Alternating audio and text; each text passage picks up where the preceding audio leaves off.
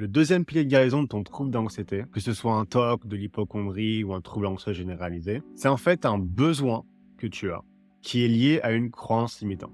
Et si tu veux un post par jour pour mieux gérer tes émotions, abonne-toi. Tu es persuadé que si tu as une pensée, émotion ou sensation anxiogène, tu dois absolument t'occuper de la situation. Car si tu ne le fais pas, ce problème ou cette angoisse va persister, s'empirer ou se réaliser. Point barre. Et donc ça vient d'où? Ça vient du fait que tu n'as absolument aucune foi au fait que la vie te veut du bien. Cette idée, en fait, te semble à des années-lumière. Tu n'y penses même pas, en fait.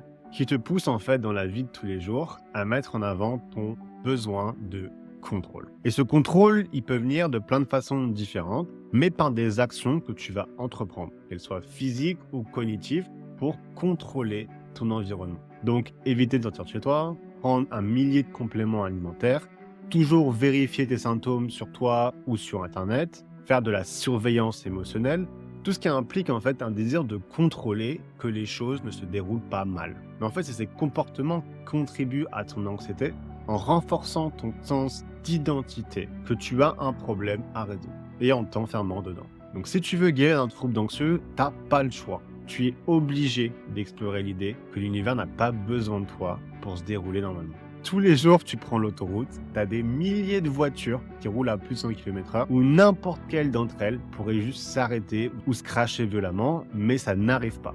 Car il y a une force dans la vie qui empêche les mauvaises choses d'arriver et qui fait tendre les choses vers l'ordre, vers l'amélioration globale des choses. Et tu dois croire cette force-là.